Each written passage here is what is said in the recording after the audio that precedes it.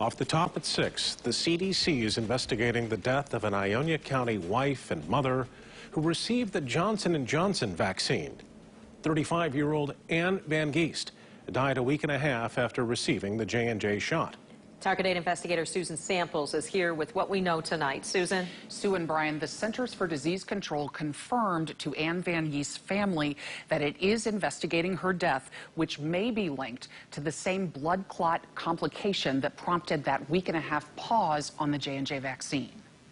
The wife, mom, and animal rescuer developed a persistent headache a week after receiving the Johnson & Johnson vaccine. Ann Van Geest was vaccinated April 8th, 5 days before the CDC ordered a pause on J&J. She died April 19th from an acute subarachnoid hemorrhage, essentially a brain bleed. Van Geest was 35 years old, right in the middle of the age range, 18 to 49, of women who got J&J and then developed an exceedingly rare but potentially deadly complication. Persistent headaches, like Van Geest's, were among their symptoms. It's really critical that healthcare providers be aware that this condition exists, even though it's exceedingly rare, because we need to know how to step in and diagnose it and how to treat it appropriately. University of Michigan Dr. Jeffrey Barnes did not treat Van Geest and has no knowledge of her case, but he confirmed subarachnoid hemorrhage, Van Geest's cause of death, could be connected to the J&J complication, which involves clotting and bleeding. When it happens, it is this unusual combination of blood clotting and often bleeding that goes along with it, which is part of what makes it tricky for us as physicians to appropriately treat it. But Barnes noted the CDC has developed step-by-step guidelines for the diagnosis and treatment of the condition, which happened 15 times out of 8 million doses. He also emphasized the usefulness of the single-dose J&J vaccine for people who might not be able to make it back for a second dose.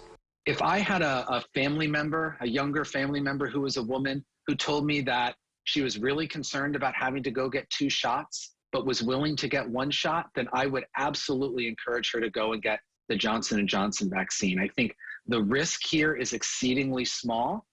The risks associated with getting COVID-19 and the many different things that it can do to our body, those are much higher. That's the thing I'm far more concerned about. A representative of the Van Geest family sent us a statement describing her as a loving mother, wife, sister, and daughter, and an active member of the animal rescue community who will be remembered as a fierce advocate, a master multitasker, and a caring friend by her colleagues, fellow volunteers, and family. A GoFundMe page has been set up for Ann Van Geest's family. You'll find that link inside our story at woodtv.com. Back to you.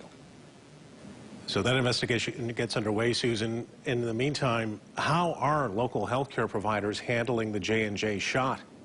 Right, because that pause, of course, was lifted. Metro told us today, they actually put out a news release that they are not giving the J&J vaccine to women in that age group out of an abundance of caution.